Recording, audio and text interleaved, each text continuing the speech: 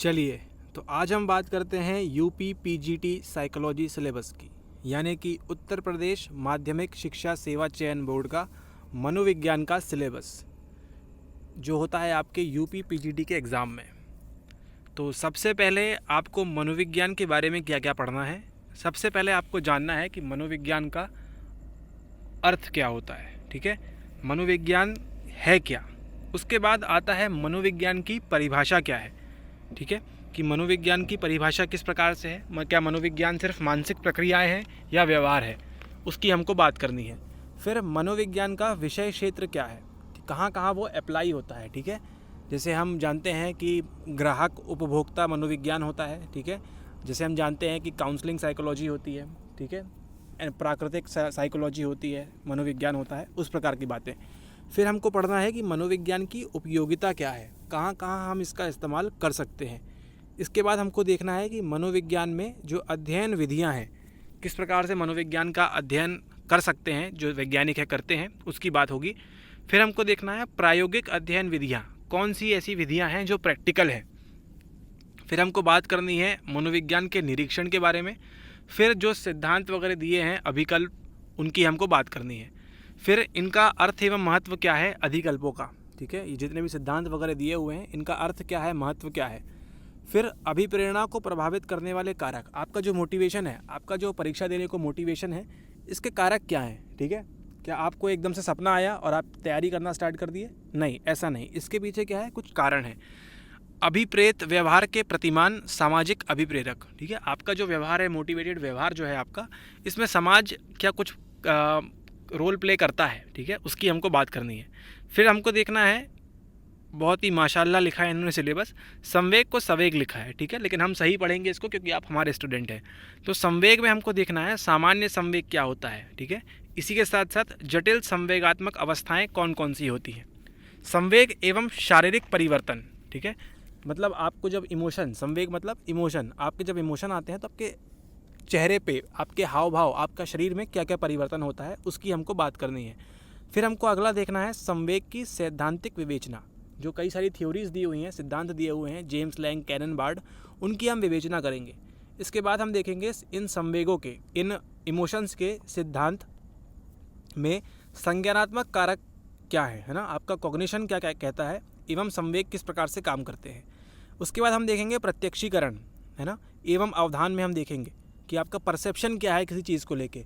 अगर आप किसी बिल्ली से डर रहे हैं तो उसके बारे में आप क्या अवधारणा बनाए हुए हैं कि ये बिल्ली इतनी खूंखार क्यों है ना। आपके लिए बिल्ली खूंखार हो सकती है, आपका प्रत्यक्षीकरण वैसा हो सकता है, लेकिन हमारे लिए बिल्ली बहुत प्यारी है। एवं अवधान, अवधान मतलब अटेंशन, ठीक है। आज जैसे आप रोड से जा रहे हैं, कोई चिल्लाता है, सब लोग देखने लगते हैं, क्या होता है, अटेंशन वहाँ पे खिंच जाता है। तो प्रत्यक्षीकरण का स्वरूप हम देखेंगे किस प्रकार से होता है। इसके बाद हम देखेंगे गेस्टाल्टवाद की मान्यताएं क्या हैं। फिर प्रात्यक्षिक संगठन के नियम हम देखेंगे, इनके नियम क्या क्या होते हैं, परसेप्शन किस प्रकार से बनता है। फिर प्रेम अवधान का स्वरूप, है ना, उसको हम देखेंगे, अटेंशन किस प्रकार से काम करता है, उसकी विशेषताएं क्या है, उसके बारे में बात करेंगे। फिर हम देखेंगे सेलेक्टिव अटेंशन, चयनात्मक अवधान के निर्धारक, ठीक है। आपके सामने 10 चॉकलेट रखी हुई हैं, लेकिन आपका ध्यान कहाँ जाएगा, केवल एक चुनिंदा एक्स चॉकलेट पे आपका ध्यान जाएगा। क्यों? क्योंकि आपको पसंद है, आपने क्या किया, उसको सेलेक्ट किया है। हो सकता है किसी कारण से उसने आपका ध्यान आकर्षित किया हो, आपका अटेंशन ले लिया हो, ठीक है, ओके। अगला हमको देखना है स्मृति, स्मृति के बारे में बात करेंगे, मतलब मेमोरी, इसके मूल प्रक्रम क्या है, ठीक है। उसके बाद हमको देखना है स्मृति का मापन किस प्रकार से होता है। फिर विस्मरण को प्रभावित करने वाले कारक, आप भूलते क्यों हैं, क्या आप प्रॉपर चीज़ों को कोटिकरण नहीं करते हैं, क्या आप उनको बराबर से याद नहीं करते हैं, ठीक है, कौन से कारक हैं। फिर स्मृति के प्रकार कौन कौन से होते हैं, STM, LTM, है ना, वर्किंग मेमोरी क्या क्या होता है, उसको हम देखेंगे। फिर हमको पढ़ना है, अगला है अधिगम, है ना, अधिगम यानी सीखना, लर्निंग। अधिगम को प्रभावित करने वाले कारक क्या हैं, ठीक है, छोटे बच्चे जल्दी सीखते हैं, बूढ़े लोग नहीं सीख पाते जल्दी, ऐसा क्यों, है ना। आयु एवं परिपक्वता क्या उसमें अपना योगदान देती है। फिर हम बात करेंगे अनुबंधन, देखेंगे प्राचीन एवं नैमित्तिक प्रयत्न एवं भूल द्वारा सीखना। तो ये कुछ अनुबंध हैं, उनको हम देखेंगे, ठीक है, कुछ थ्योरीज हैं, उनको हम देखेंगे। फिर अंतर्दृष्टि अधिगम, आदत का निर्माण एवं आदत को प्रभावित करने वाले कारक, ठीक है, कि आप क्या सीखते हैं, आपकी लर्निंग से जो आपकी हैबिट्स हैं, जो आपकी आदतें हैं, वो किस प्रकार से निर्माण होती हैं, है ना, उनके प्रभावित करने वाले कारक कौन से हैं। उसके बाद हमको पढ़ना है व्यक्तित्व, यानी कि पर्सनैलिटी, बहुत इंपॉर्टेंट टॉपिक है।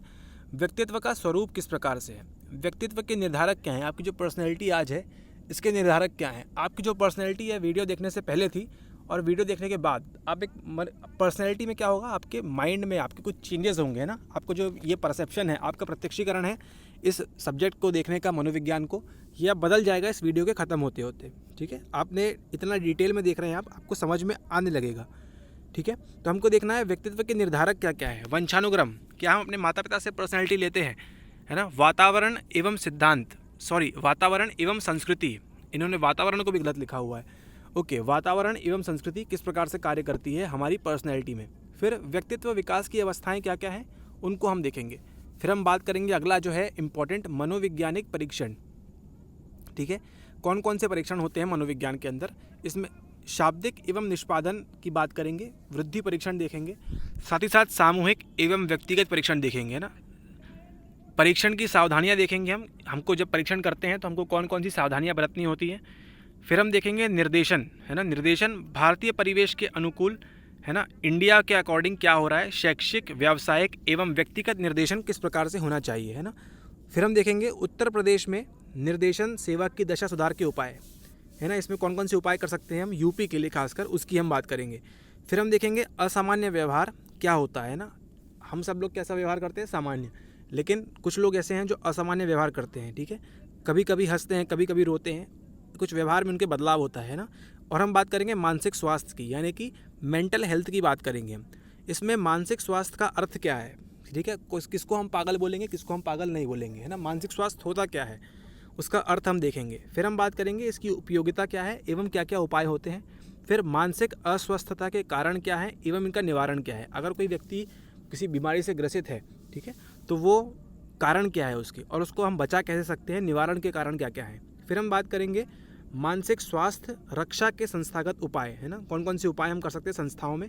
फिर असामान्य व्यवहार की रोकथाम, ये जो व्यवहार हो रहा है इसकी रोकथाम कैसे करेंगे हम, उसकी हमको बात करनी है। फिर हमको देखना है समूह तनाव, ग्रुप्स में तनाव होता है ना, उसके कारण क्या है एवं प्रभाव क्या क्या होते हैं उसके।